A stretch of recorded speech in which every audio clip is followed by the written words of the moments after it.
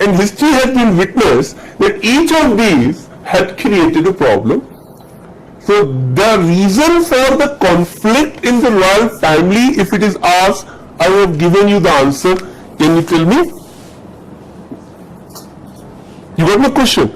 Why in most of the Indian royal families there was regular occurrence of conflict? There was no rule of succession. Neither Islamic law gave nor Hindu law gave.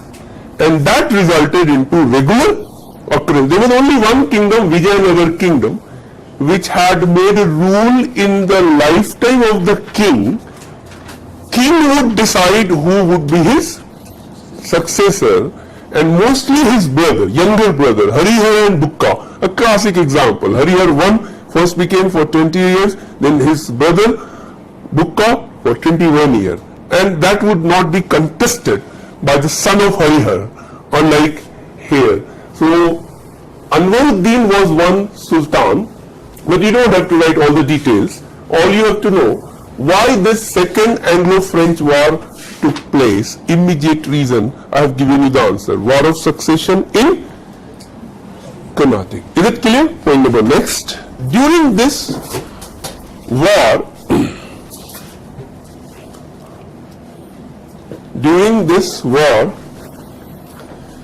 the French once again showed their military skill both in water and land.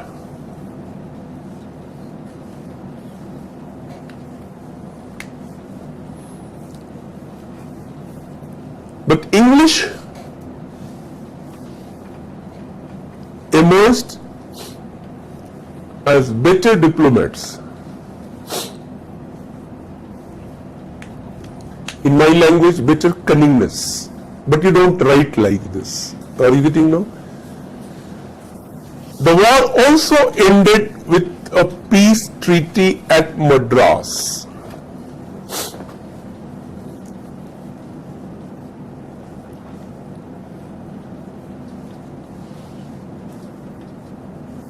Once again, without any major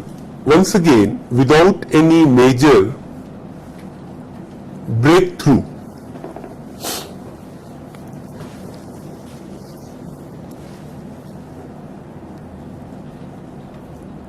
Next point. The Third Anglo-French War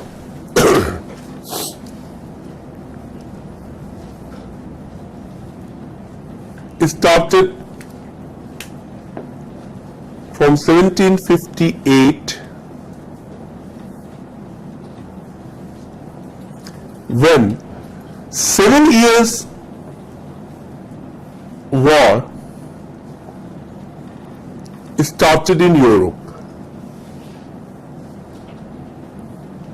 between 1756-63. 7-year war started in Europe between 1756 to 63. If you count, it is 7 years, so it is called 7-year war between England and France. Point number next. During this period,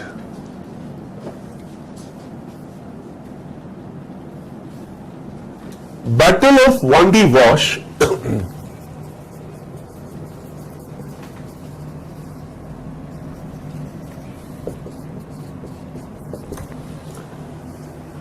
a place near Madras,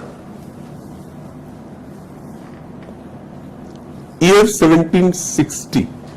You know, 7-year war is this. In India, it started in this.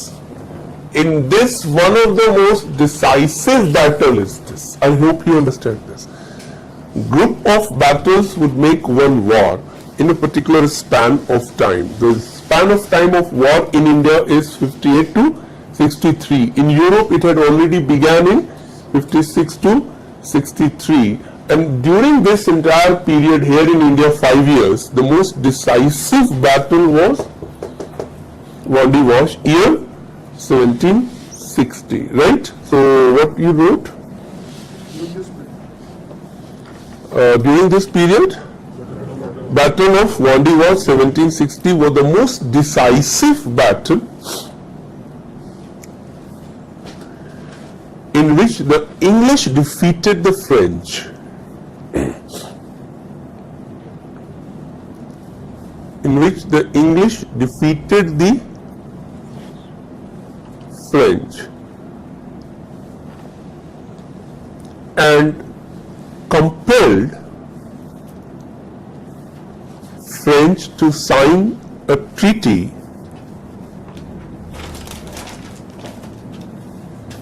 at Paris in 1763. So in history we call it Treaty of Paris. Battles and treaties are always named after the places. Battle of Haldigati, Plassey, Buxar, Waterloo, Treaty of Amritsar, Lahore, Allahabad, Agra Summit, Shimla Summit.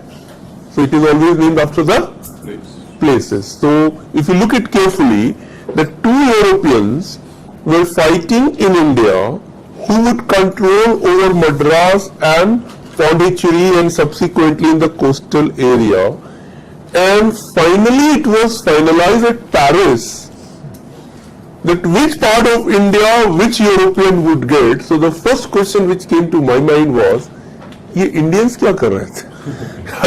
घर हमारा, दो बाहर के लोग आकर ये decide करेंगे कि मद्रास तुम्हारा, पौंडीचेरी हमारा. So that shows the pathetic condition of Indian ruling elite, and that's the reason why Indians slipped in the hands of Europeans, which I will tell you shortly were the problems of 18th century India, right?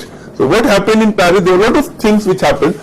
One clause which is for us important, a lot of things which is important for European history, English history, French history. For Indian history, what is important? That you write. According to Paris Peace Treaty,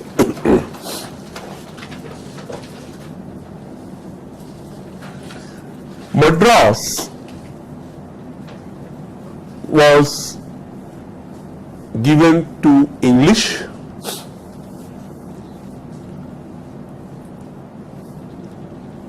with major control over surrounding places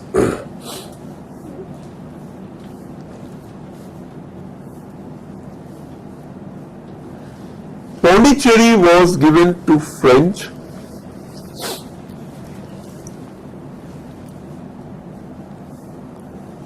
but with a condition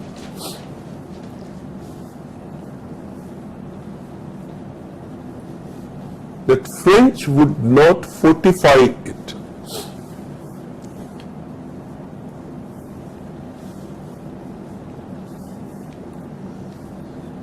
This victory helped the English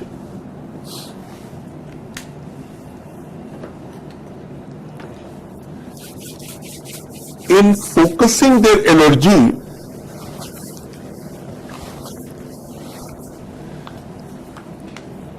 towards Indian rulers against Bengal and Mysore in particular.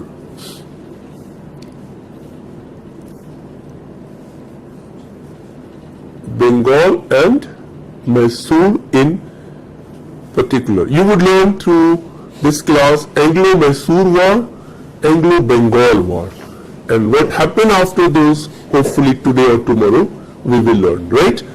Just last para, the following factors were responsible for the success of British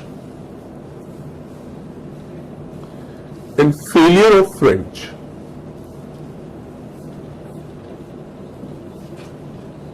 Sometimes it could be the same reason. Are you getting? Success of British and failure of French. One, the naval supremacy of English.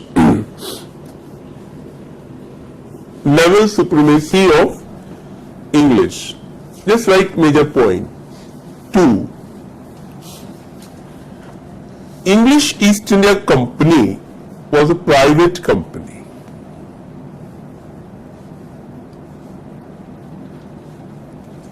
Better organized and earning profit at that time.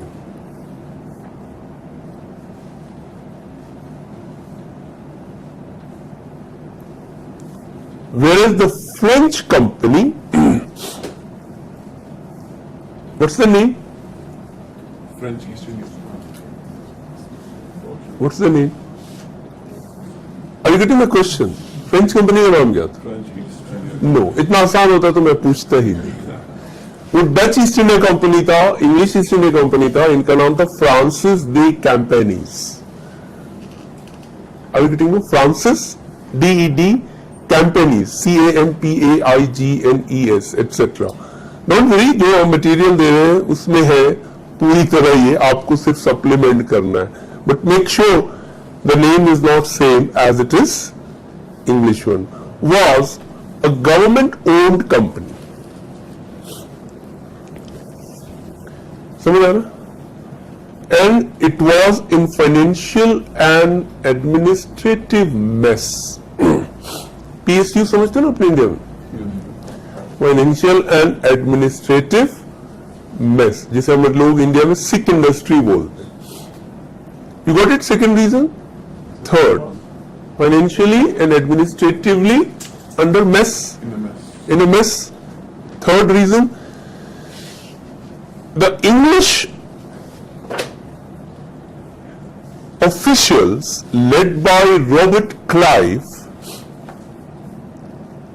you heard his name?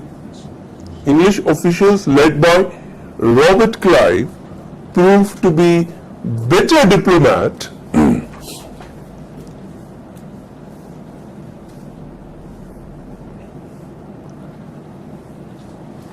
like a better diplomat than the French officials Lully and Boussy. French officials have given their name what? Lully and Boussy. They did a mistake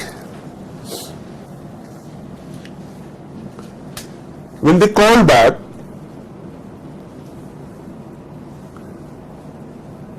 their best brain. When they did a mistake when they called back their best brain, Duplay, back home.